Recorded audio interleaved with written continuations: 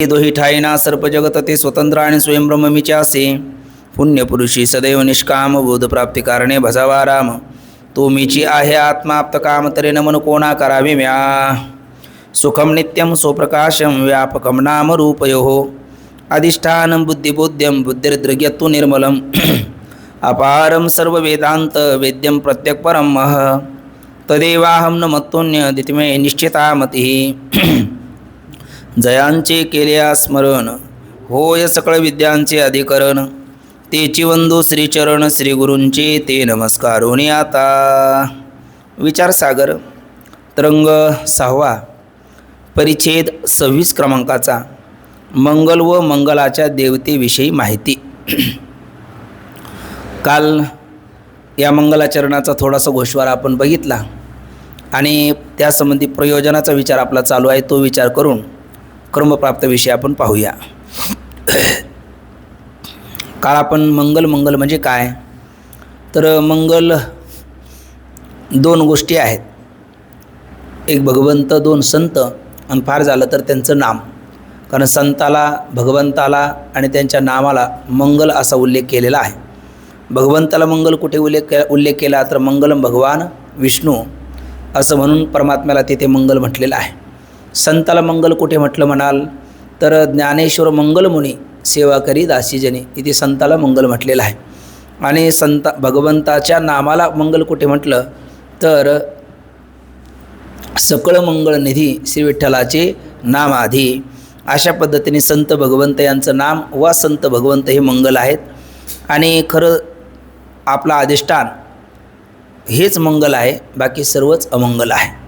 मग ते मंगल म्हणजे काय आणि मंगलाचरण म्हणजे ज्याचं आचरण मंगल असतं त्याचं मंगलाचरण केलं जातं. संताने भगवंताचं आचरण मंगल असल्यामुळे त्यांचं मंगलाचरण केलं जातं. मग ते मंगलाचरण म्हणजे काय, त्याच्या 2 व्याख्या आपण पाहिल्यात. एक आहे विघ्न ध्वंसानुकूल व्यापारा मंगलितू उच्यते. मग विघ्न म्हणजेच प्रतिबंध, भूत भावी वर्तमान असे 3 प्रतिबंध. भूत प्रतिबंध करता जडभरत राजा, भावी प्रतिबंध करता वामदेव आणि वर्तमान प्रतिबंध करता आपल्या जीवनातला हा साक्षात अनुभव. अशा पद्धतीने त्रिविध प्रतिबंधाचा विचार आपण केला. या त्रिविध प्रतिबंधावर मात करण्याकरता जे केलं जातं त्याला मंगल असं म्हणतात. का करावं? उपनिषदामध्ये वचन आहे श्रेयांसी बहुविघ्नाने भवन्ते. चांगल्या कार्यामध्ये अनेक विघ्न येतात आणि त्या विघ्नावर मात करण्याकरता मंगल केलं जातं. आता 4 ते गांजा ओढणारी, पत्ती पिसणारी, गुटखा खाणारी अशी लोक एकत्र आली का त्यांना विघ्न होत नाही. बाबा म्हणतात ते स्वतःच विघ्न आहे, त्याला दुसरं कुठून विघ्न येणार. विघ्नाला सुद्धा भीती वाटते की मला विघ्न होऊ नये, मला इतराला विघ्न करता येणार नाही असा प्रकार असल्यामुळे तिथे विघ्न होत नाही. पण चांगल्या कार्यामध्ये विघ्न आल्याशिवाय राहत नाही. या भारत मातेचं सुपुत्र स्वामी विवेकानंद यांचं बोलणं एखादं म्हणत असेल माझं कार्य खूप पवित्र आहे पण मला त्यामध्ये विघ्न नावाची गोष्ट नाही, तर समजावं तुझा कुठेतरी रस्ता चुकतो किंवा तू अमंगलालाच मंगल समजत आहे. कारण चांगल्या कार्यामध्ये न्यूनाधिक प्रमाण त्याचं असेल पण विघ्न मात्र प्रायः येतात आणि त्या विघ्नावर मात करण्याकरता जे केलं जातं त्याला मंगल असं म्हणतात. त्या मंगलाच्या वेळा 3 पाहिल्या आपण. कार्य आदौ, कार्य मध्य, कार्यांताने मंगलाने कुर्यात. मंगलाचे प्रकार 3 पाहिलेत. वस्तुनिर्देश रूप, नमस्क्रियारूप आणि आशीर्वाद रूप. वस्तुनिर्देश रूप, नमस्क्रियारूप, आशीर्वाद रूप या 3 मंगलाकरता अनुक्रमे 3 मोठातल्या अगदी प्रौढ ग्रंथातली उदाहरणं आपण पाहिले. वस्तुनिर्देश रूप मंगलाकरता आपण हे श्रीमद भागवत महापुराण, नंतर नमस्क्रियात्मक मंगलाकरता महाभारत आणि आशीर्वाद रूप मंगलाकरता रामायण या ग्रंथातले आपण दाखले पाहिले. किंवा भगवान ज्ञानोबरायच ह्या 3 ग्रंथामध्ये 3 प्रकारचे मंगलाचरण करतात असाही विषय आपण पाहिला. ज्ञानोबराय अमृतानुभवामध्ये हे वस्तुनिर्देशरूप मंगल करतात, भगवती ज्ञानेश्वरीमध्ये नमस्क्रियात्मक मंगल करतात आणि चांगदेव 65मध्ये आशीर्वादरूप मंगल करतात. अशा 3 ग्रंथामध्ये 3 प्रकारचे मंगल माऊलीने केलेले पाहायला भेटतात. आता वस्तू शब्दाचा अर्थ परमात्मा आहे, त्याला वस्तू का म्हणतात? ज्ञानेश्वरीच्या काही ओव्या आपण दाखला बघितला. आणि द्वावेव ब्रह्मणोरूपे मूर्तंच अमृतंच त्याला स्वरूप लक्षण, तटस्थ लक्षण किंवा सगुण निर्गुण म्हणतात. आणि अशा पद्धतीने परमात्म्याचा निर्देश स्पष्टीकरण करणं, त्याचं ज्ञान करून देणं याला वस्तुनिर्देशरूप मंगल असं म्हणतात. या वस्तुनिर्देशरूप मंगलामध्ये आपल्या लक्षात येतं वस्तूनाम परमात्मा कसा आहे? महान आहे, जीव हा लहान आहे. महान असणाऱ्या परमात्म्याची कृपा संपादन करण्याकरता लहान असणाऱ्या जीवाने काय करावं? तो स्वनिष्ठ अपकर्ष आणि भगवतनिष्ठ उत्कर्ष बोधनार्थ केल्या गेलेला प्रणिपात वगैरे त्याला नमस्क्रियात्मक मंगल असं म्हणतात, ज्याच्यामध्ये 3 प्रकार पडतात पुन्हा, वाचिक, मानसिक आणि कायिक. मानसिक नमस्क्रियात्मक मंगलाचरण म्हणजे मनाने नमस्कार करणं. वाचिक नमस्क्रियात्मक मंगल म्हणजे आपण राम राम जय हरी वगैरे म्हणतो, हा वाचिक एक प्रकारचा केलेला नमस्कार आहे. आणि कायिक म्हटलं तर साष्टांग प्रणिपात वगैरे करणं, श्री संतांची माता चरणावरी साष्टांग हे करी दंडवत, अशा पद्धतीने हे नमस्क्रियात्मक मंगल आहे. आणि नमस्क्रियात्मक मंगल केलं रे केलं, आपला समोर शत्रू जरी असला त्याने वाणीने नाही बोलला तरी त्याचं हृदय अंतकरण आपल्याला आशीर्वाद दिल्याशिवाय राहत नाही, अशा पद्धतीचा आशीर्वादरूप मंगल.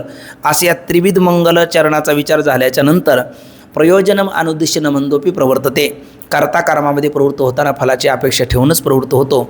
सद्गुरू साधक हृदय संजीवनी बाबाचं एक वाक्य आहे, सनातन वेदानुमोदित या वारकरी संप्रदायाची सुरुवात ही निष्काम कर्मयोगापासून आहे आणि त्याची परिसमाप्ती नैष्कर्म्य दशेमध्ये आहे. हे जरी खऱ्यातलं खरं असलं तरी आरंभाच्या काळामध्ये मनुष्य सकामतेतूनच प्रवृत्त होतो, म्हणजे काहीतरी कामना ठेवूनच प्रवृत्त होतो. मग हे मंगलाचरण करण्याकरता जर आम्ही प्रवृत्त व्हावं, मंगलाचरण केल्याशिवाय राहू नये असं जर आपण म्हणत असाल, मंगलाचरण केलं पाहिजे, तर आम्ही करू मंगलाचरण, आपण म्हणता म्हणून करू. पण आम्हाला त्याचा लाभ काय, प्रयोजन काय, फल काय, तर त्याचे प्रधान 3 प्रयोजन सांगितलेले आहेत. आणि गौण रूपाने 3 असे 3 आणि 3 एक 6 प्रयोजन साधारणतः गुरुमुखातून आपण ऐकलेले आहेत. ते पहिलं प्रयोजन असं आहे का, विघ्न ध्वंसानुकूल व्यापारा मंगलिती उच्यते. पहिलं प्रयोजन आपण सुरुवातीलाच बघितलं, विघ्न म्हणजे प्रतिबंध, भूतभावी वर्तमान या त्रिविध प्रतिबंधावर प्रतिबंध म्हणजे काय, कारण सामुग्री विद्यमान असताना कार्य जे घडू देत नाही त्याला प्रतिबंध असं म्हणावं. आणि त्या प्रतिबंधावर मात करण्याकरता, त्याचा ध्वंस अप्रतिती त्याची निवृत्ती करण्याकरता मंगलाचरण केलं पाहिजे, पहिलं प्रयोजन आहे. दुसरं प्रयोजन आहे समाप्ती कामो मंगलम आचरेत, अर्थात हाती घेतलेलं कार्य हे अर्धवट राहू नये, ते शेवटापर्यंत जावं, त्याची परिसमाप्ती व्हावी, म्हणून हे मंगलाचरण केलं पाहिजे. पहिलं मंगलाचरण विघ्न येऊ नये, मधलं मंगलाचरण ते कार्य समाप्तीला जावं, आणि कार्य आदो, कार्यामध्ये आणि कार्य अंताने. आणि अंतिम मंगलाचरण कशा करता, तर त्या पवित्र कार्याचा जगामध्ये प्रचार प्रसार व्हावा म्हणून. कारण दुर्गुणाचा जर प्रचार प्रसार झाला तर त्याचीच वृद्धी जगामध्ये होत जाईल, आणि सद्गुणाचा प्रचार प्रसार झाला तर त्याची जगामध्ये वृद्धी होईल आणि जग सुखी होईल. मग त्याच्याकरता त्या चांगल्या कार्याचा जगामध्ये प्रचार प्रसारसुद्धा झाला पाहिजे, त्याही करता मंगलाचरण केलं पाहिजे. बाबासोबत ज्या वेळेला ऋषिकेशला त्या कैलास मठामध्ये कैलास आश्रमामध्ये जाण्याचा प्रसंग आला, तिथे ब्रह्मसूत्र वारकरी आपल्या वेदांत प्रस्थानत्रयाचं पारायण व्हायचं आणि नंतर पाठ व्हायचे, दिवसातले बरेच 4-5 पाठ व्हायचे. पण पाठ चालायचा अर्धा तास आणि मंगलाचरण चालायचं अर्धा तास, म्हणजे प्रत्येक पाठाला अर्धा तास केवळ मंगलाचरणात त्यांचं जायचं. का कारण, तर हे मंगलाचरण इतकं महत्त्वाचं आहे. म्हणजे मंगलाचरण विघ्न निवृत्ती करायची, मंगलाचरण पाहिजेच, कार्य अर्धवट राहू नये, मंगलाचरण पाहिजे, आणि पवित्र कार्याचा प्रचार प्रसार व्हावा याही करता मंगलाचरण हे केलं पाहिजे. म्हणजे विघ्न विनाशाय हे मंगलाचरणाचं प्रयोजन आहे. आणि त्या विघ्न विनाशाय म्हणजेच ग्रंथ अर्धवट राहू नये, तो परिसमाप्तीला जावा, त्याचा प्रचार प्रसार व्हावा, हे सगळे त्याच्या पाठीमागचे प्रयोजन आहे. आणखी एक प्रयोजन आहे शिष्य शिक्षाय, आपल्या शिष्याला त्याची शिक्षा दीक्षा भेटावी पुढच्या पिढीला, म्हणून हे मंगलाचरण केलं पाहिजे. आता प्रश्न पडतो ना, आपण जो आनंद सत्यप्रकाश रोज आपण म्हणतो, भगवती ज्ञानेश्वरीचं पारायण चालताना ओम नमो ज्ञानेश्वरा किंवा प्रार्थना आपण ओम पार्थाय प्रतिबोधिताम प्रार्थना केली जाते. म्हणजे अगदी कीर्तनामध्ये सुद्धा रामकृष्ण हरी रूपावळी, आणि मग त्याही वेळेला पांडुरंगा करू प्रथम नमन, आणि तेवढं करूनसुद्धा कीर्तनकार आपल्या मनातल्या मनात काहीतरी फुटफुटतो, म्हणजे मंगलाचरण हे करतातच आपल्याकडे. मग हे मंगलाचरण मनातल्या मनातही करू शकता तुम्ही. ग्रंथामध्ये लिपिबद्ध ते का केलं असं जर विचाराल तर त्याचं उत्तर आहे शिष्य शिक्षा आहे. आता जे समोर विद्यार्थी त्यांना कळेल, तेही गुरुजी प्रगट बोलले तर कळेल, समोर ते असले त्यांचं लक्ष असलं तर कळेल, पण ते पुढच्याही पिढीला कळालं पाहिजे ना, म्हणून ते ग्रंथामध्ये लिपिबद्ध करण्याचं कारण आहे शिष्य शिक्षा आहे. आपल्या शिष्याला शिक्षा दीक्षा भेटावी म्हणून मंगलाचरण केलं पाहिजे. तिसरं आहे शिष्ट संप्रदायात वाच्य. शिष्ट कोणाला म्हणतात, व्यवहारामध्ये शिष्ट शब्दाचा अर्थ वेगळा केला जातो. शिष्ट म्हणजे अवजावदेव ते व्यक्ती खूप शिष्ट आहे, कंसात अहंकारी आहे असा अर्थ केला जातो. पण शास्त्रामध्ये शिष्ट शब्दाचा अर्थ तसा नव्हे, वेदप्रमाणे अभिगंतृत्वम शिष्टत्वम, वेदाचं प्रामाण्य घेऊन आपल्या जीवनाची वाटचाल करतो त्याला इथं संप्रदायामध्ये शास्त्रीय परंपरेमध्ये शिष्ट असं म्हणतात. शिष्ट म्हणजे श्रेष्ठ, श्रेष्ठ म्हणजे थोर, थोर म्हणजेच वडील, आणि असे 2 वडील माऊलीने भगवती ज्ञानेश्वरीमध्ये आपल्याला सांगितले. जयाचे आयुष्य दाखोटे होय, बळप्रज्ञा जिरुणी जाय, तयाचे नमस्कारी ती पायी वडील म्हणून म्हणजे हे वयोवृद्ध वडील आहेत, तेही पूजनीयच आहे. दुसरे आहेत ज्ञानवृद्ध वडील, काय श्रुती स्मृतीचे अर्थ आपणच होऊन मूर्त अनुष्ठाने जगादेत वडील जे. अशा वाडवडिलाची आलेली जी परंपरा आहे त्याला शिष्ट म्हणतात. आणि त्या शिष्ट परंपरेने चालत आलेला जो प्रघात आहे ती परंपरा आपण पाळली पाहिजे, म्हणजे त्यांचा गौरव आपल्याकडनं व्हावा, शिष्ट परंपरेला गालबोट लागू नये म्हणून शिष्ट परंपरेचं रक्षण करावं म्हणून हे मंगलाचरण केलं पाहिजे. म्हणजे एखादा काय म्हणायला आम्हाला विघ्नच नाही, आम्ही कशाला मंगलाचरण करायचं, बरोबर ना. म्हणजे विघ्न विनाशाय पहिलं प्रयोजन आहे. एखादं म्हणायला आम्हाला विघ्नच नाही, आम्ही कशाला मंगलाचरण करू, तर त्याला सांगायचं बाबा शिष्य शिक्षाय, शिष्याला पुढच्या पिढीला शिक्षा दीक्षा भेटावी म्हणून मंगलाचरण करावं. कारण शिष्टावर फार मोठी जबाबदारी असते. आपण मागेच आत्ता एक दिवस प्रसंग बोललो, वारकरी संप्रदायाचा असा चौरंगी चिरा म्हणून ज्याला ओळखलं जायचं ते सद्गुरू बंकटस्वामी महाराज, ज्यांचा मृदंग त्याच तोडीचा होता, गायनही त्याच तोडीचं होतं, वक्तृत्व तर त्याला काही तोडच नव्हती. आणि त्यांची काकडा आरती ऐकण्याकरता बालगंधर्वसुद्धा यायचे. म्हणजे इतकं मंजूळ बंकटस्वामी महाराजांचा आवाज त्यांनी काकड्याच्या चाली ज्या अभंगाला लावलेल्या आहेत, म्हणजे त्या स्वरातूनच त्या अभंगाचे अर्थ व्यक्त होतात, अर्थाचं वेगळं निरूपण करण्याची गरज नाही, अशा पद्धतीच्या स्वामीच्या चाली. आणि मग 3 मजले ते पंढरपुराच्या प्रदक्षिणा मठावरचे अगदी अगोदरच तासभर लोक येऊन गर्दी करायचे काकड आरती आपल्याला बंकटस्वामी पाहायला आणि त्यांचा सूर ऐकायला भेटावा म्हणून.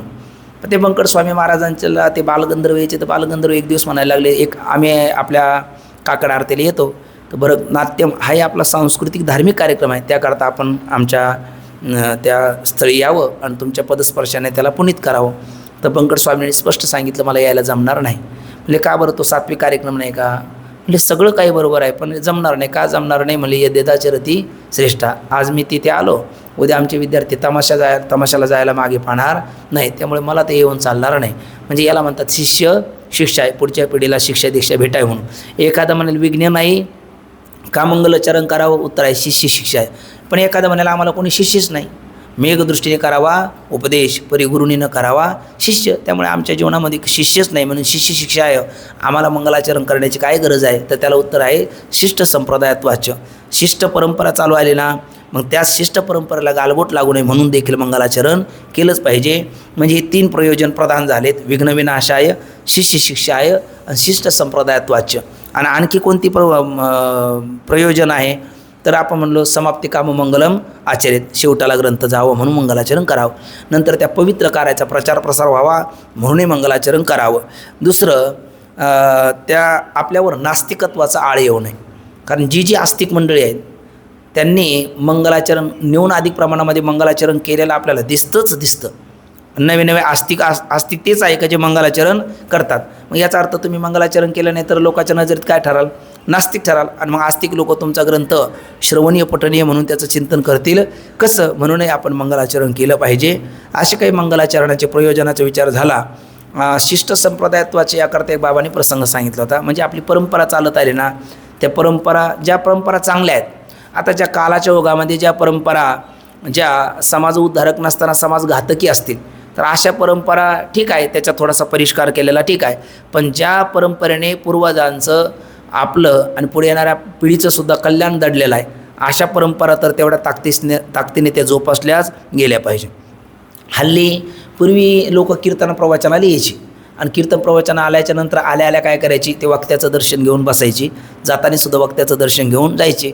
आणि ही खरं हे काय सेमिनार नाही, हे काय बाहेरचं काय आपण म्हणतो कॉलेज वगैरे नाही का, ते काय डोनेशन भरायचं, ते शिक्षक तिकडे शिकवत असतात, विद्यार्थी इकडे आपले फोनवर चॅटिंग करत असतात. मग ते शिक्षकाला काही घेणं नसतं, आपला क्लास घेऊन मोकळा, तो पेमेंट घ्यायला मोकळा आणि ते पगार भरून आईवडिलांच्या संपत्तीवर मौज करायला मोकळे. पण तो हा प्रकार नाही, हा श्रद्धाचा भाग आहे. श्रद्धावान लभते ज्ञानम. मग इथे जर आपण ही परंपरा आपली जोपासली नाही तर बाबांनी सांगितलं होतं, आनंदाश्रम स्वामी महाराज सांगायचे, म्हणले वारंगाणासुद्धा तिची परंपरा जोपासते. आता तर आपण धार्मिक आहोत, आस्तिक आहोत, श्रद्धावान आहोत, आपण आपली परंपरा का जपू नये? तर त्यांनी उदाहरण दिलं होतं. त्या माऊली 13व्या अध्यायामध्ये म्हणतात, आघविनी गावद्वारी आहे व जैशी, ऐसा अखंड भजन करी, ओगान राही क्षणभरी, आघवेनी गावद्वारी आहे व जैशी, ती आहे हो म्हणजे अखंड सौभाग्यवती, कारण आव जाव घर तुम्हाला सगळं गावच तिचं सौभाग्य असतं. आणि मग त्या माऊलीने आपला तो देह विक्रय करून छान सुंदर असा एक प्रकारचा बंगला बांधला आणि त्याच्यावर वॉचमॅन तो राखणदार तोही ठेवला. काय कर्मधर्म संयोगाने तिच्या बंगल्याला आग लागली. आग लागल्याच्या नंतर तो सेवक मात्र धावत गेला आणि बाजारामध्ये ती माऊली ठुमका मारत होते आणि आपल्या काही लोकाला मोहून घेऊन आपलं ते कार्यभागतेचं चालला. तर यांनी सांगितलं, बाईसाहेब आपल्या बंगल्याला आग लागलेली आहे, जरा चला पटकन. तिने सांगितलं, हो हो पुढे आलेच मी. पुन्हा 4 पावलं गेल्याच्या नंतर त्यांनी मागे वळून पाहिलं तर ते बाई काही चाल बदलायला तयार नाही. मग तो पुन्हा धावत गेला. म्हटले, आईसाहेब अहो आपल्या बंगल्याला आग लागलेली आहे, तुम्ही असं जर चालत राहिला तर तिकडे राख होईल, मग जाऊन काय करणार. त्यामुळे थोडंसं एरवीची चाल वेगळी, आताची चाल वेगळी, थोडीशी चाल बदला. तिने पुन्हा सांगितलं, बरं हो पुढे आलीच मी.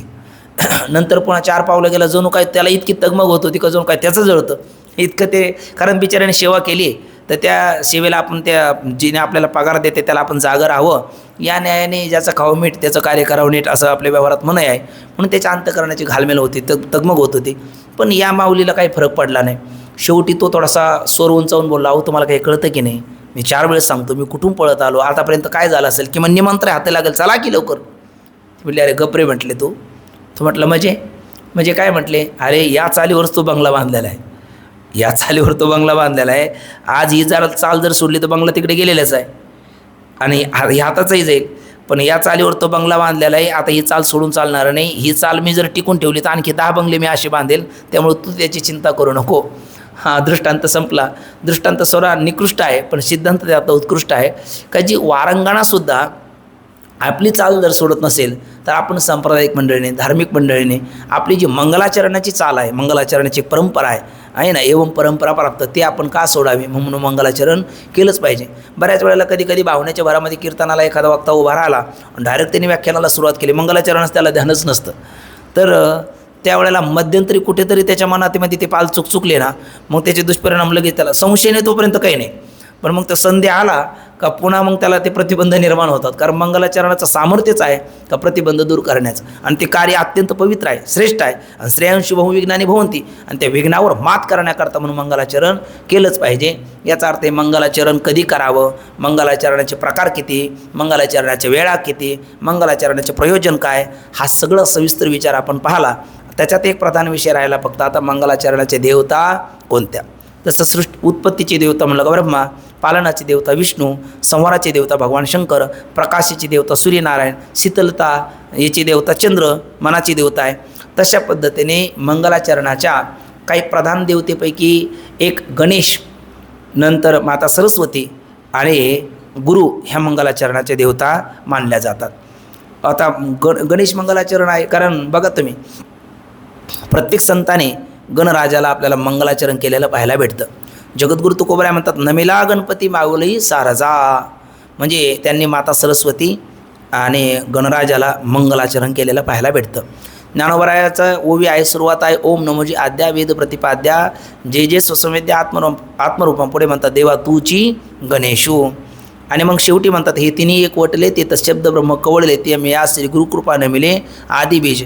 आणि मग आता अभिनव वाघविलासिनी जी चातुर्यार्थ कला कामिनी ते शारदा विश्वमोहिनी नमिली म्या, म्हणजे माता सरस्वतीला आणि भगवान गणराजाला माऊली देखील काय करतात, वंदन करतात. आणि नामदेव महाराज काय, प्रथम नमन करू गणनाथा, उमाशंकराच्या सुता शरणावरी ठेवून माथा, साष्टांगी आता दंडवत. मग दुजी वंदू शारदा जे चतुराननाचे आत्मजा, वाकसिद्धी पाविजे सहजा तिच्या चरणवाजा दंडवत, असं नामदेव महाराज देखील बोलतात. म्हणजे मंगलाचरणाच्या प्रसिद्ध ह्या 3 देवता आहे, एक गणराज, 2 माता सरस्वती आणि 3 सद्गुरू. आणि या तिन्ही नाही आपल्या सकल संताने या तिघालाही वंदन केलं आहे. ज्ञानोबराय गुरुच्या बाबतीत म्हणतात, ज्ञानदेव म्हणून गुरुचा आम्ही दास, नेणे साधनाचा आणक आहे. आपल्यालाही सांगतात, श्री गुरुसारिखा असता पाठे राखा, इतराचा लेखा कोण करी. ज्ञानदेव म्हणे तरलो आता उद्धरलो गुरुकृपे. आणि ज्ञानोबराय आपल्यालाही सांगतात अनुभव घेऊन, म्हणून जाणते नो गुरु भजिजे ते निकृतकार्य होईजे, जैसे मूळ सिंचने सहजे शाखा पल्लव संतोषती. आणि तुकोबराय देखील काय सद्गुरू वाचुनी सापडेना सोय, धरावे ते पाय आधी असं म्हणताना तिथे श्रीगुरूला वंदन करतातच. नामदेव महाराज सुद्धा गुरुला वंदन करतात. म्हणजे सगळी संत या 3 प्रधान देवता मानलेले आहेत मंगलाच्या. एक गणेश आहे, माता सरस्वती आहे आणि सद्गुरू आहेत. जसं आपल्या वारकरी वाङ्मयामध्ये या तिघाला वंदन केलं आहे, तसं संस्कृत वाङ्मयामध्ये सुद्धा या तिघालाही वंदन केल्याचे पुरावे आपल्याला पाहायला भेटतात. गणराजाच्या बाबतीत प्रसिद्ध श्लोक आहे, जो मला वाटतं मंगलपत्रिके त्या लग्नाच्या पत्रिका असतात ना, त्याच्यामध्ये एखाद्या वेळेला ते वडिलाचं आजोबाचं नाव विसरतील, गावाचं नाव विसरतील, तालुका जिल्हाही विसरतील, पण एक श्लोक कुठल्याच मंगलपत्रिकेवर छापल्याशिवाय राहत नाही, आणि तो आहे वक्रतुंड महाकाय सूर्यकोटी समप्रभ निर्विघ्नं कुरु मे देव सर्व कार्येषु सर्वदा. इथे गणराजाला वंदन केलेलं दिसतं. एक आणखी एक गोड श्लोक आहे, गलद्दान गंडम बिलद भृंग खंडम चलचार शुंडम जगतारानुशौंडम लसदंत कांडम विपदभंग चंडम शिवप्रेम पिंडम भजे वक्रतुंडम. इथे गणराजाला वंदन आणखी आहे, अनेक आहेत. म्हणजे असं गणेश स्तोत्रच आपण पाहिलं तर कितीतरी आहे, पण एक उदाहरण दाखल आपण पाहिले. नंतर माता सरस्वतीला वंदन आपल्या सद्गुरू बाबांच्या पाठामध्ये कायम सरस्वतीचं वंदन करताना तो श्लोक म्हटला जातो, या कुंदिंदू तुषार हार धावला, या शुभ्र वस्त्रावृता, या विना वर्दंड पंडित करा, या श्वेत पद्मासना, या ब्रह्माच्युत शंकर प्रवृत्तीवीर देवई सदा वंदिता, सामाम पातु सरस्वती भगवती निशेष जाड्या पहा. आणि लघु सिद्धांत कौमुदी शिकत असताना स्वामीजीकडे एक माता सरस्वतीचं वंदन केलेला श्लोक कायम ते म्हणायचे, शुक्लां ब्रह्मविचारसार परमामाद्यां जगद्व्यापिनीं वीणा पुस्तकधारणीं भेदां जाड्या अंधकारापहां हस्ते स्फाटिकमालिकां विदधतीं पद्मासने संस्थितां वंदे तां परमेश्वरीं भगवतीं बुद्धिप्रदां शारदां. म्हणजे माता सरस्वतीलाही वंदन केलेलं आहे, गणेशालाही वंदन केलेलं आहे. तसंच संस्कृत वाङ्मयामध्ये गुरुला देखील वंदन केलेलं आहे. ब्रह्मानंदम परमसुखदम केवलम ज्ञानमृत्यम द्वंद्वातीतं गगनसदृशं तत्त्वमशादिलक्षणं एकं नित्यं विमलमचलं सर्वधी साक्षीभूतं भावातीतं त्रिगुणरहितं सद्गुरुं तन्नमामि.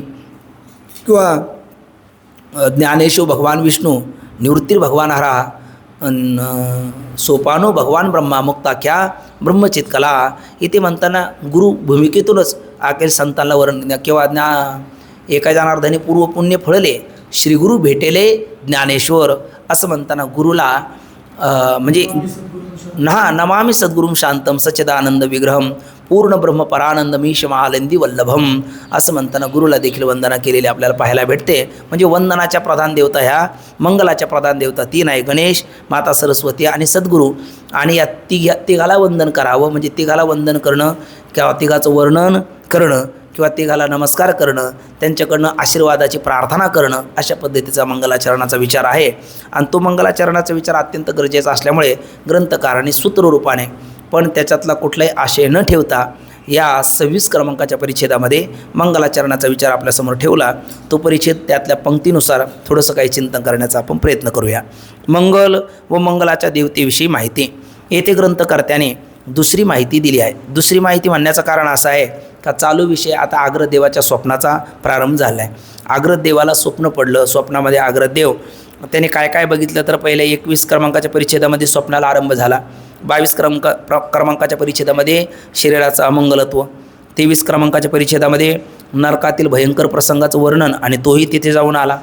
नंतर 24 परिच्छेदामध्ये स्वर्गाचं दिव्य वर्णन आणि तो पुण्यवाशामध्ये तोही तिथे जाऊन आला. नंतर 25 क्रमांकाच्या परिच्छेदामध्ये भरतखंडाचा विशेष. आणि मग स्वप्नातच त्यांनी श्रीगुरूची शरणागती केली आणि श्रीगुरूची शरणागती करून स्वप्नामध्येच तो श्रीगुरूला प्रश्न विचारतो. तो 3 प्रश्न विचारतो. तो 3 प्रश्नाचा विचार पुढे 28 क्रमांकाच्या परिच्छेदामध्ये येतो.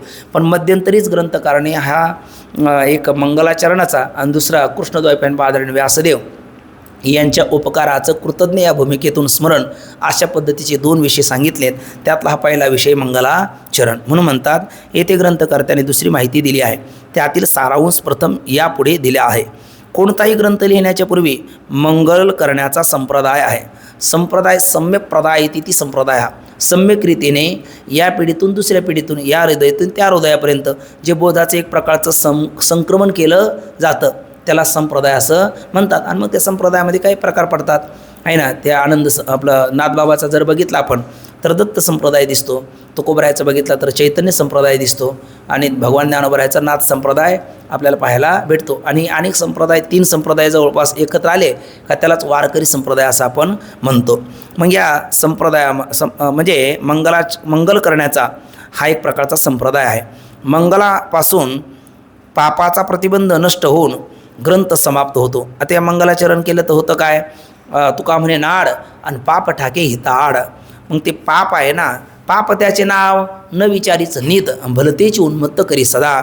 असं असणारं जे चांगल्या कार्याचा विरोध करणारं जे पाप आहे तर पापरूपी प्रतिबंध नष्ट होतो कशाने, या मंगलाचरणाने. आणि ग्रंथही अर्धवट न राहताना शेवटापर्यंत आपलं जे काही पवित्र कार्य आपण हातात घेतलं असेल तर ते शेवटापर्यंत जातं. हे मंगलाचरणाची फलश्रुती आहे. मंगल हे 3 प्रकारचे आहेत जे आपण आता वर बघून आलो. एक आहे वस्तुनिर्देशरूप मंगल, दुसरे नमस्काररूप मंगल आणि तिसरे आहे आशीर्वादरूप मंगल. आपण पाहून आलो. वस्तू शब्दाचा अर्थ म्हटला आपण परमात्मा, कारण द्वावेव ब्रह्मणो रूपे मृतंच अमृतंच सगुण आणि निर्गुण रूपाने परमात्म्याचं निरूपण करणे याला वस्तुनिर्देशरूप मंगल म्हणतात. ग्रंथानुरूप म्हणलं तर आपण श्रीमद भागवत महापुराण किंवा अमृतानुभव हे त्याची उदाहरणं बघितली. म्हणजे त्या ठिकाणी हे वस्तुनिर्देशरूप मंगल आपल्याला पाहायला भेटतं. नंतर दुसरे नमस्क्रियात्मक मंगल, त्यामध्ये महाभारती नाही तेनोही चिलोकी तेही येणे कारणे मेनविपे पायी व्याच उच्चिष्ट जगत्रयम असं महाभारत. आणि दुसरं म्हणजे ज्ञानोबरायची भगवती ज्ञानेश्वरी या दोन्ही ग्रंथाचा आरंभ या नमस्क्रियात्मक मंगलाने झालेला आहे. तिसरे आशीर्वादरूप मंगल म्हणावं तर त्यामध्ये रामायण हे रामायणामध्ये याचा दाखला आपण बघितला. आणि दुसरं म्हणजे स्वस्तिश्री वटेशू चांगदेव 65 या 2 ग्रंथाचा आरंभ या आशीर्वादरूप मंगलाने झालेला पाहायला भेटतो. आता वस्तुनिर्देशरूप मंगल म्हणजे तरी काय ते सांगताना म्हणतात निर्गुण किंवा सगुण परमात्मा. कारण परमात्म्याचे 2 रूप आहे, तुझं सगुण म्हणू की निर्गुण रे, सगुण निर्गुण एकू गोविंद रे. असा निर्गुण किंवा सगुण म्हणजे सोपाधिक किंवा निरुपाधिक, अर्थात स्वरूप लक्षण वा तटस्थ लक्षण या उभय भेदाने परमात्म स्वरूपाचं कथन करणं यास वस्तुनिर्देशरूप मंगल असं म्हणतात. त्याकरता ज्ञानोबराय तुकोबराय कलशच आणि पायाच्या स्थानी असणारे यांचे प्रमाण आपण बघितले. सत्य ज्ञानानंत गगनाचे प्रावरण हे निर्गुण स्वरूपाचं माऊली बोलतात आणि रूप पाहत लोचनी सगुण स्वरूपाबद्दल बोलतात. त्याचप्रमाणे आनंद आद्वय नित्य निरामय निर्गुण स्वरूपाबद्दल आणि सुंदर ते ध्यान उभविटेवरी हे सगुण स्वरूपाबद्दल तुकोबराय आणि ज्ञानोबराय वस्तुनिर्देशरूप मंगल करताना आपल्याला दिसतात. म्हणून म्हणतात निर्गुण किंवा सगुण परमात्मरूप कथनास वस्तुनिर्देशरूप मंगल म्हणतात. ईश्वरास वंदन करणे यास नमस्काररूप मंगल म्हणतात.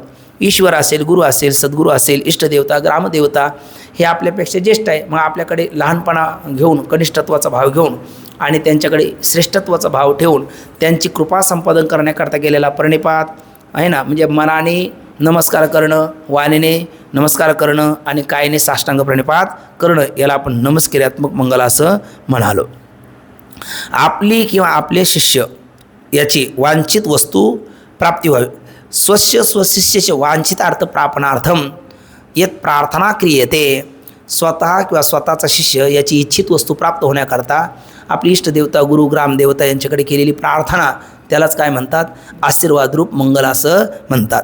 म्हणून म्हणतात काय बघा, आपली किंवा शिष्याची वांछित वस्तू प्राप्त व्हावी अशा प्रकारच्या ईश्वराच्या प्रार्थनेस आशीर्वादरूप मंगल म्हणतात. मंगलाची मुख्य देवता कोण आहे तर भगवान गणराज गणपती बाप्पा आणि 2 माता सरस्वती ह्या 2 आहेत. यांना पुराणामध्ये ईश्वरता प्रतिपादन केले.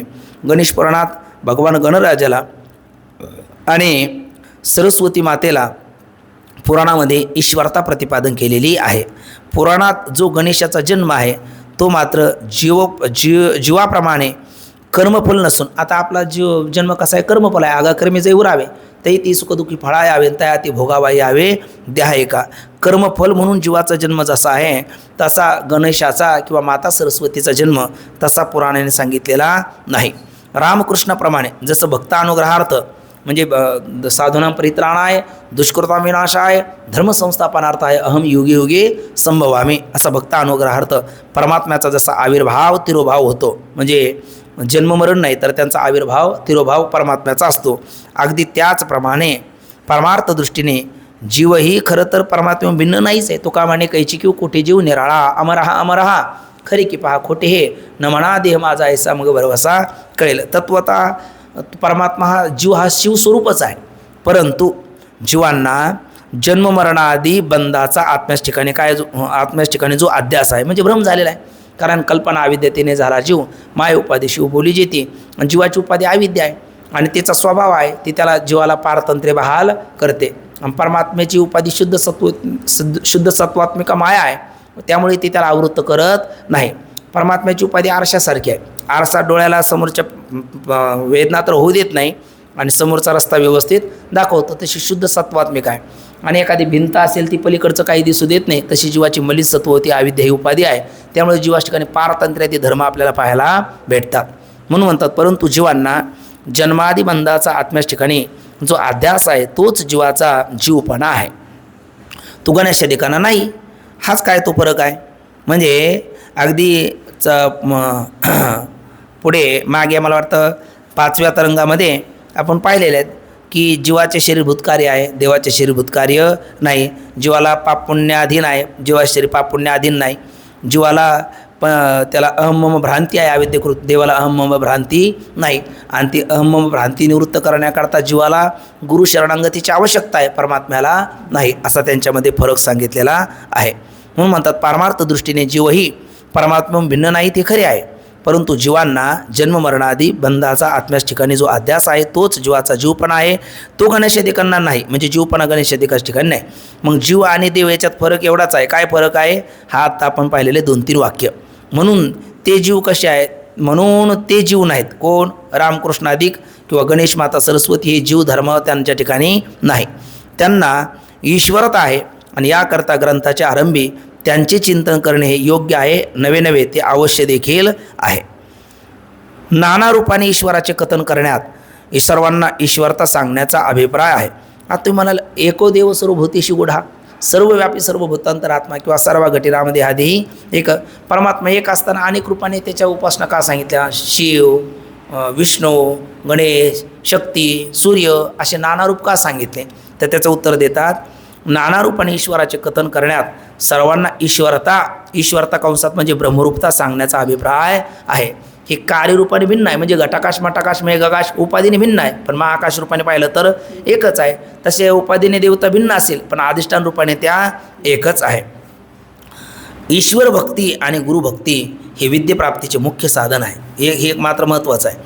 कारण ईश्वरानुग्रहादेव पुंसाम अद्वैत वासना महाभय परित्राणाम द्वित्रिणाम उपजायते. परमात्म्याची कृपा जर झाली नाही तर विद्या प्राप्त होऊ शकत नाही, आणि गुरुची कृपा झाली नाही तरी विद्या प्राप्त होऊ शकत नाही. म्हणून विद्याप्राप्तीचे 2 प्रधान दरवाजे आहेत. ईश्वराची भक्ती केली तरी ज्ञान प्राप्त होतो, गुरुची भक्ती केली तरी ज्ञान प्राप्त होतो. ईश्वराची भक्तीसुद्धा ती ईश्वर रूपात ज्ञान द्यायला समर्थ नाही, त्याला गुरुरूपाने यावं लागतं किंवा गुरुची भेट घालून द्यावी लागते. देव गुरुरूपाने येतो किंवा गुरुची भेट घालून देतो. गुरुरूपाने आला तुकोबरायाच्या जीवनामध्ये माझा विठोबाचा काहीचा प्रेमभाव आपणचे देव होय गुरु, म्हणजे गुरुरूपात तुकोबरायाच्या बाबतीत आला. आणि तुकोबरायाच्या मागचा अवतार नामदेव महाराज, जगद्गुरु तुका अवतार नामयाचा. नामदेव महाराजांच्या रूपात असताना तो गुरुरूपात नाही आला, योग्य गुरुची भेट घालून दिली. कारण ज्या वेळेला त्या सभेमध्ये नामदेव महाराज कच्चे ठरलेत आणि देवाला म्हणतात देवा तुझा मला अखंड सहवास आहे, तू माझ्या हाताने नैवेद्य खातो, दूध पितो, मग तरी मी कच्चा का? नामदेव महाराजला देव म्हणतात हो नामा सोनर कच्चाबे जो नाही गुरु का बच्चाबे. जोपर्यंत गुरुकडनं तू ज्ञान संपादन केलं नाही ना तोपर्यंत तू कच्चाच आहे. म्हणले देवा कशावरनं? म्हणले तू मला विटेपुरता मर्यादित पाहतो, आणि तुकोबराय काय म्हणतात दिसतो हा तैसा नव्हे सर्व घटी व्यापक, तुम्हाला मंदिरापुरता विटेपुरता मर्यादित पाहतोस ना. म्हणले मग देवा तुम्ही सर्वत्र, अरे म्हटले सर्वश्रेष्ठ अहम, सर्वत्र मीच आहे. मग म्हटले देवा मी कच्चा आहे तर मग परीक्षा घ्या, मी उत्तीर्ण झालो नाही तर मला कच्चा ठरवा. मग म्हणले साक्षीदार सावता महाराजांना ठेवलं, आणि मग मलंगाच्या रूपामध्ये, एका घिसाड्याच्या रूपामध्ये, पठाणाच्या रूपामध्ये, अशा 2-3 रूपामध्ये परमात्मा आले. प्रत्येक रूपामध्ये सावता महाराजांनी ओळखलं, नामदेव महाराजाला काही ओळख पटली नाही. आणि मग देवाने सांगितलं बरं तुला ओळखायला आलं का? म्हणले देवा पहिले या तर खरं. म्हणले आता कोण आलं होतं? मग सावता महाराजला विचारलं, म्हणले हो देवा अगोदर पठाणाच्या, नंतर त्या घिसाड्याच्या, नंतर मलंगाच्या रूपात आपणच आला, मी आपल्याला ओळखलं. म्हणले देवा मग आता काय करू? म्हणले काही नाही, त्याच्याकरता गुरुकडे जा, गुरुचे पाय धरा. मग कुठे जायचं? मग सांगितलं औंढ्याला जा. मग त्या औंढ्याला विसोबांच्या कडे गेले. पाहिल्याच्या नंतर लगेच माघारी फिरले. जसं त्या केंदूरचे कानोबा पाठक यांच्याकडे एक महात्मा काशीचा आला आणि ते लेकरात खेळताना बघितल्याच्या नंतर माघारी फिरला, तसेच नामदेव महाराज माघारी फिरलेत. म्हणले अरे बाळा का निघालास? म्हणले काय तुमच्याकडनं काय बोध घ्यायचा? तुम्हाला ते एवढं सुद्धा डोक्याचं भान नाही का पाय कुठे ठेवायचे कुठे नाही? शिवलिंगावर तुम्ही पाय ठेवलेत. म्हणले बाबा नको बोध घेऊ, पण मग एवढे पाय तर बाजूला काढून ठेव, मी अशक्त झालो, मला ते शक्य नाही. नामदेव महाराज वाटलं इतकं दुरून आलो, एवढं सत्कर्म करायला काय हरकत आहे. नामदेव महाराजने पाय उचलले, ठेवायचं ते शिवलिंग असं गोल फिरतं, तेवढे शिवलिंग झाले. ते आम्ही पाहिले, अजूनसुद्धा ते छोटे छोटे शिवलिंग तिथे औंढ्याला आपल्याला पाहायला भेटतात. मग नामदेव महाराजला कळालं का काय नामयाचे पाठी चाले केशराज लागवाया रजचरणीचे, आपल्या पाठीमागे चालतो पण भोले बाबा यांचे पाय आपल्या मस्तकावर घेण्याची इच्छा करतात. म्हणजे ही सामान्य विभूती नाही. मग नामदेव महाराज त्यांची ठिकाणी लीन झाले. थोडक्यात त्यांना बोध झाला, कारण नाही गाठावे लागत एका स्थितीकडे भात. कारण खरे वेदांताचे अधिकारी रत्न डॉक्टर बाबा म्हणत असतात, निर्विकल्प समाधीमग्न चांगदेव महाराजसारखे आणि सगुण साक्षात्कारी नामदेव महाराजसारखे. जास्त त्यांना फारसा 8 तास करावा लागत नाही. 2च वयामध्ये चांगदेव महाराजचं काम झालं असं आनंदाश्वर स्वामी महाराज सांगायचे म्हटले. मग इतर पुढच्या 65 वय ना, मग 63 कोणा करता सोमदेव स्वामी महाराज म्हटले ते आपल्या वांगदेवा करताय. चांगदेवाचं 2 वयात काम झालेलं आहे. आणि इकडे नामदेवाला जर पाहिलं तर ते एका प्रसंगात त्यांचं कार्य झालेलं आहे. कारण का परमात्म्याचे सगुण साक्षात्कारी आहे ना. मग त्यावेळेला तिथून आलेत, म्हटले देवा आता होऊन जा एकदा परीक्षा. मग देव श्वानाच्या रूपात आले, ग्रामशिवाच्या रूपात आले आणि ती पोळी उचलून पळायला लागले. नामदेव महाराज धावले मागे. अरे म्हटले बाबा कोरड्या पोळ्या खाशील तुझं पोट दुखेल ना, थांब जरा तूप लावून देतो त्याला. मग तूप लावून देतो म्हणल्याच्यानंतर देव मूळ रूपात आले. म्हटले नाम्या मागे मनुष्याच्या रूपात आलो तरी मला तू ओळखलं नाहीस, आणि आता चतुष्पाद रूपात आलो तरी तुम्हाला ओळखतो, कसं रे शक्य आहे. नामदेव महाराज सांगितलं देवा नामा म्हणे खेचर पायी ओळखी झाली सर्व ठाई, त्याने खेचर विसा केला गुरु तेव्हा झाला साक्षात्कारू. म्हणजे गुरुची भेट घालून दिली नामदेव महाराजांना आणि गुरुरूपात आले तुकोबरायाच्या बाबतीत. म्हणजे एक तर देवाकडनं ज्ञान प्राप्त होतं, किंवा त्या भक्तराजा अर्जुनाचे देव तर सखे आहेत, त्यांचे आराध्य आहेत, पण अर्जुनाला ज्ञान देवाने दिलं नाही. आपण बघा पहिल्या अध्यायामध्ये दुसऱ्या अध्यायाच्या 11 श्लोकापर्यंत अर्जुन एकटाच प्रवचन करतो. देव काहीच नाही, त्याला प्रतिसाद नाही आणि काही नाही, देव शांत बसलेत. अर्जुनाला वाटायला लागलं की जे मला कळतं अल्पज्ञ असणार अर्जुन, पण जे मला कळतं ते देखील देवाला कळत नाही असं अर्जुनाला कळायला लागलं. मग देव प्रतिसाद नाही. मग अर्जुनाला कळालं, पहिलं तो विपर्यात होता, संशयात आला, मग आनंद शरणागती पत्कारली आणि मग अर्जुन तिथे बोलतो कार्पण्य दोषोपहत स्वभावा पृच्छामी त्वाम धर्म समूढचेता श्रेष्ठा निश्चितम ब्रूहितन्मे शिष्यस्त्यहम शादिमाम त्वाम प्रपन्नम. आणि मग देवाने अशुचानन व शुचस्तम तिथून त्याला उपदेश करायला सुरुवात केली. त्या अगोदर परमात्मा बोलत नाही, पण कधी अर्जुनाने परमात्माचं शिष्यत्व स्वीकारलं, म्हणजे परमात्मा आता भगवत रूपात नाही गुरुरूपात आले आणि मग ज्ञान दिलं. म्हणजे परमात्मा एक तर गुरुरूपात आल्याशिवाय किंवा गुरुची भेट घालून दिल्याशिवाय ईश्वर स्वरूपामध्ये ज्ञान देता येत नाही, कारण ज्ञानाची अधिष्ठातृ देवता गुरु आहे आणि परमात्मा गुरुरूपात येऊ शकतो. म्हणून गुरु किंवा ईश्वर असे 2 घेतलेत, पण परमात्म्याला सुद्धा गुरुरूपात आल्याशिवाय ज्ञान देता येत नाही असं मात्र आहे. म्हणून इथे बोलतात की ईश्वर भक्ती आणि गुरुभक्ती विद्याप्राप्तीचे मुख्य साधन आहेत.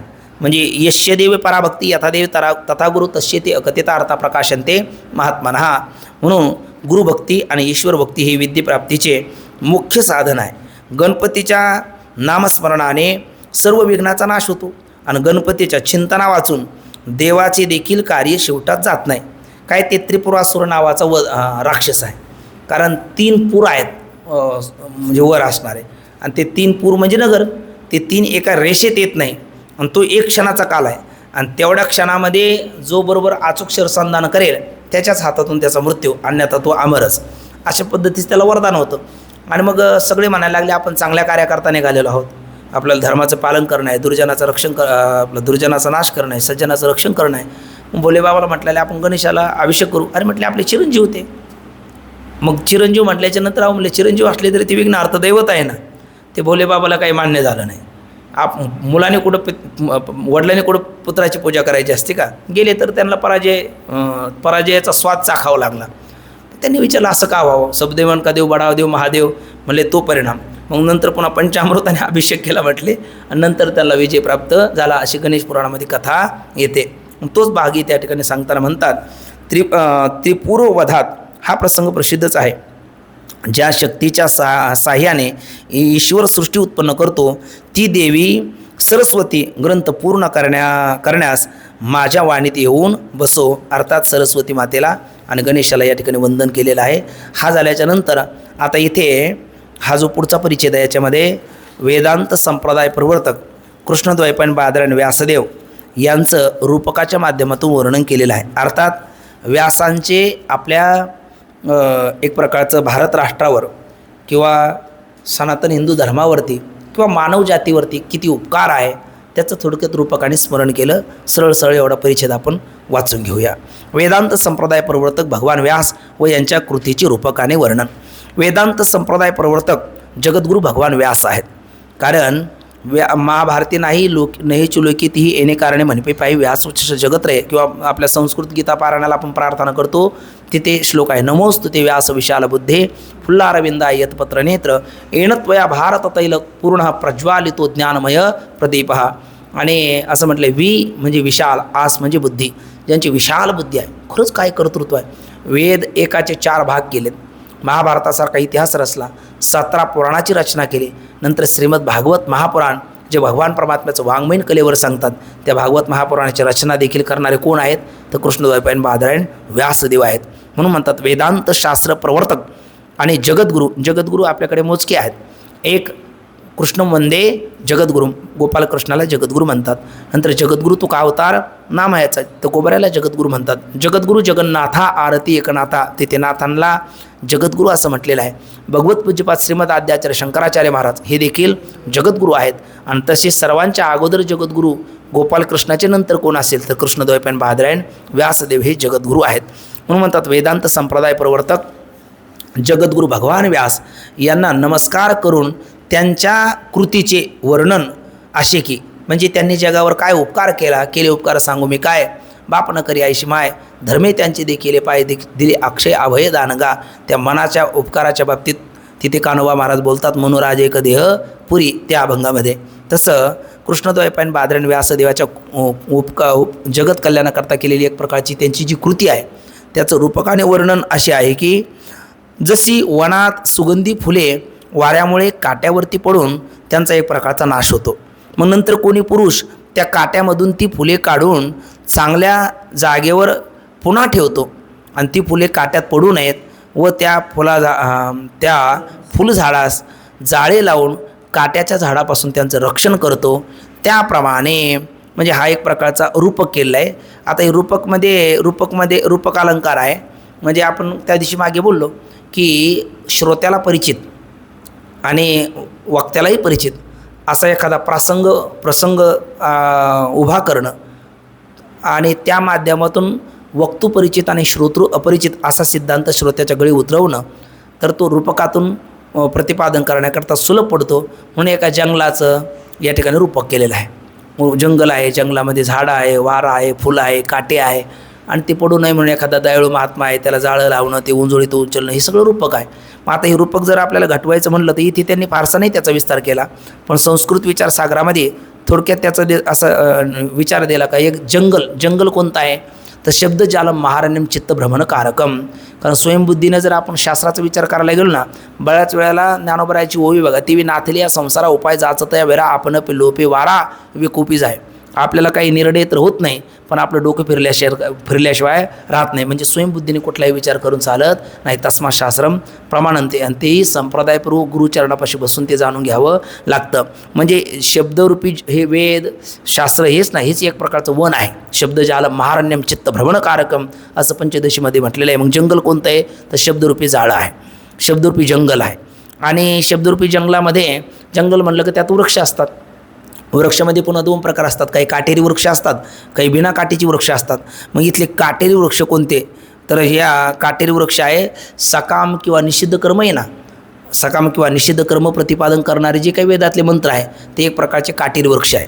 आणि निष्काम कर्म निष्काम उपासना प्रतिपादन करणारे जे मंत्र आहेत ते एक प्रकारचे बिना काटेचे वृक्ष आहेत. आता ते झाल्याच्या नंतर वृक्षाला काय लागतात, पुष्प लागतात.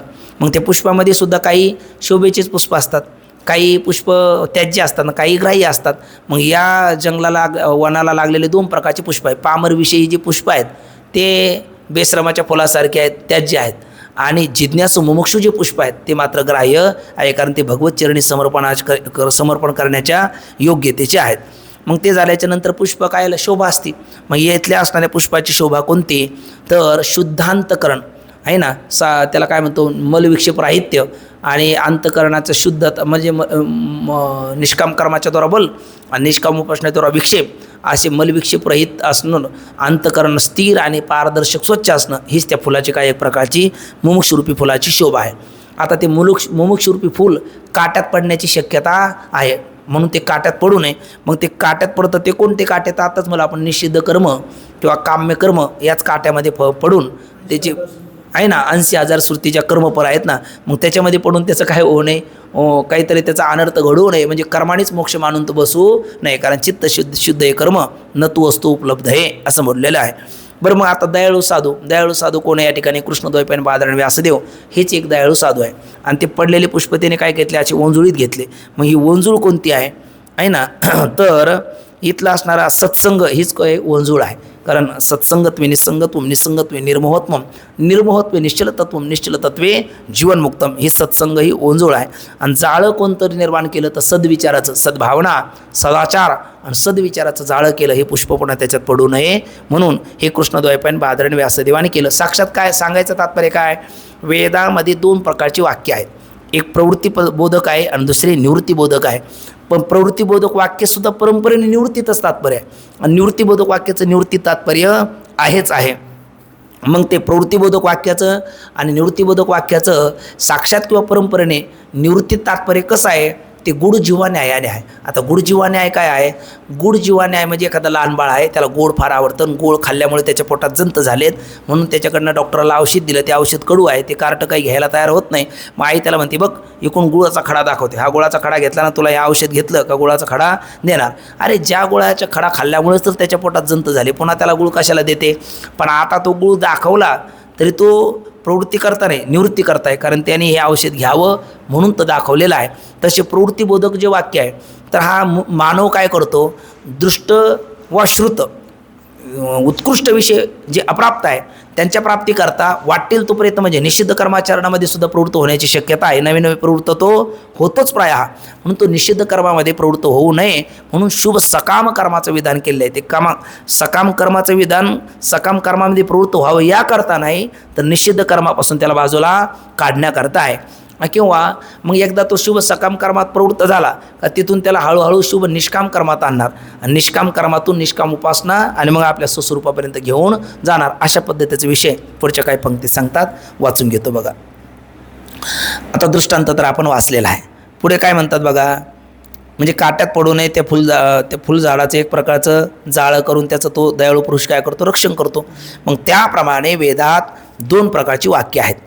त्यात काही वाक्य ही कर्मफलाची स्तुती करणार आहे. गीतेमध्ये श्लोक आहे, यामेमां पुष्पितां वाचम प्रवदन्ति विपश्चितः वेदवादारता पार्था नान्यदस्थितिवादिना, म्हणजे अगदी ज्ञानोबरायाच्या भाषेत बोलायचं झालं तर म्हणते संसारी जन्मीजे यज्ञाधिक कर्म कीजे मग स्वर्गसुख भोगीजे मनोहर कशतेक जन्मा जन्मोनी ब्रह्मकर्मा करीतोची ब्रह्मा आननोय. अरे वेड्या, हे शेंबडे लेचेपेचे भोग काय बघतोस, स्वर्गातले दिव्य भोग, त्याच्याकरता तो काय कर, 100 यज्ञ कर.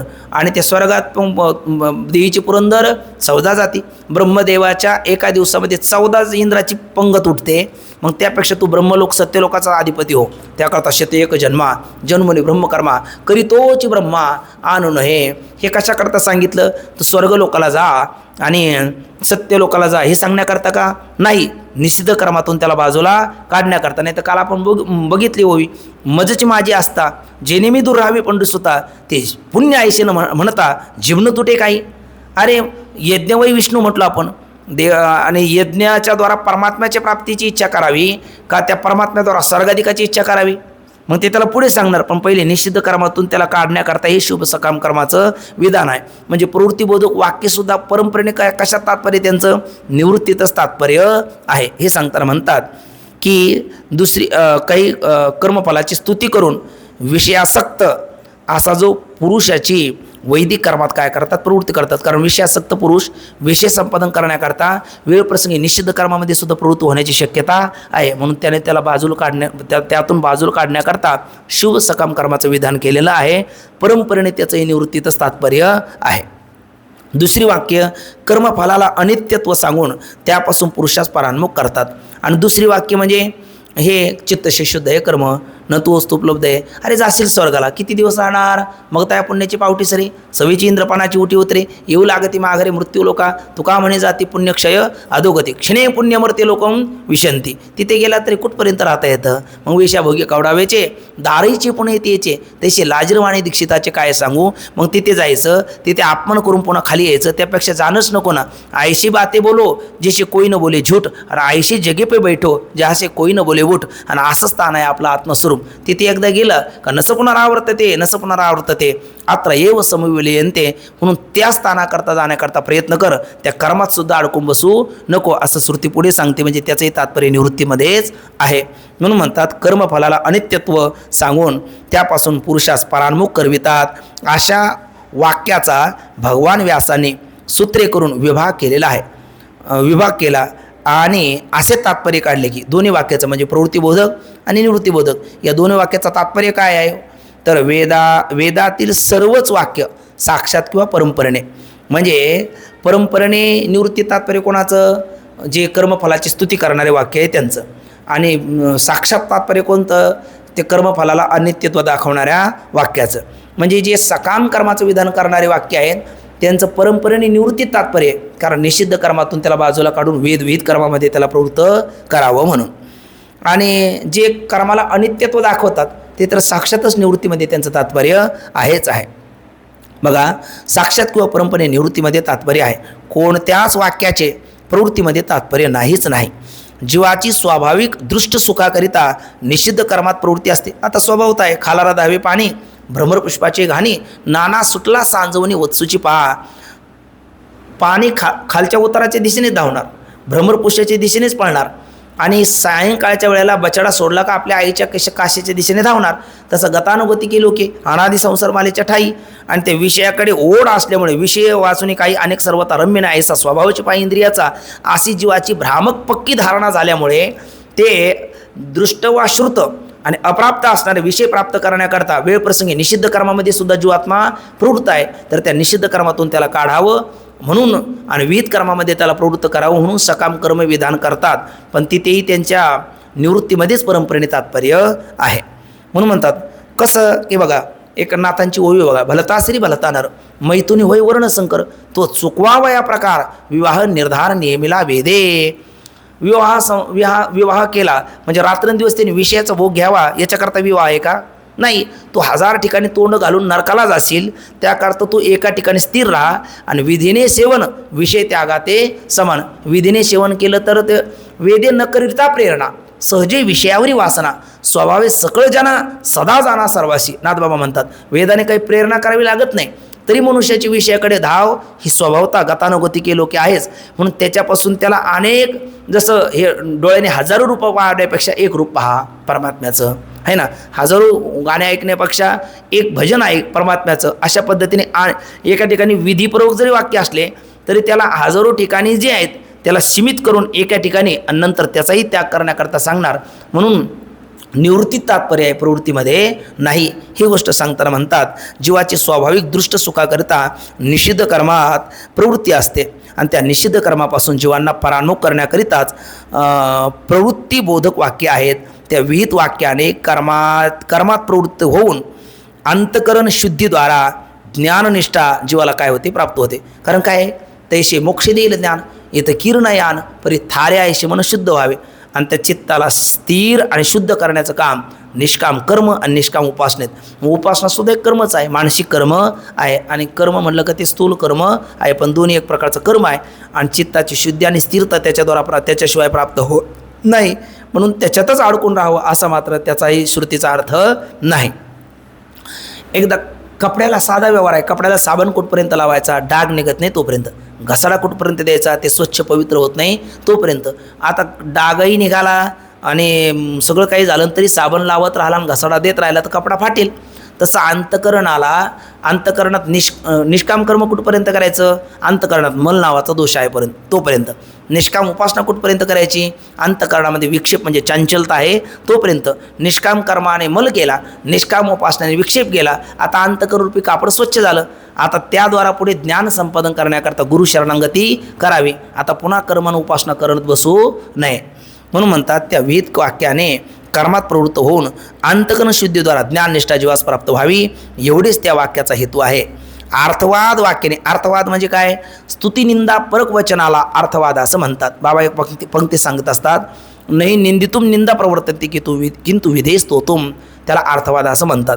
म्हणजे निंदेकरता निंदा प्रवृत्त झाली नसून विधेयाचा स्तवनाकरता केलेलं विधान त्याला अर्थवाद असं म्हणतात. जसं की गणेश पुराण, शक्तिपुराण, शिवपुराण, वैष्णवपुराण, हे पद्मपुराण, हे सगळे पुराणाचे रचते कोण आहे, कृष्णद्वैपायन बादरायण व्यासदेवच आहे. पण ते पद्मपुराणामध्ये विष्णूची स्तुती करतात आणि इतराची निंदा करतात. शिवपुराणामध्ये शिवाची स्तुती करतात, इतराची निंदा करतात. मग ते निंदित तात्पर्य का नाही, जे शैव आहेत त्याने शिवभक्तीच ठिकाणीच एकनिष्ठ राहावं, निष्ठानिष्ठी त्यांची होऊ नये. निष्ठावंत भाव भक्ताचा स्वधर्म आहे ना, ते किंवा निष्ठावंत भाव भक्ताचा स्वधर्म निर्धाराय वर्म चुकू नये, किंवा काय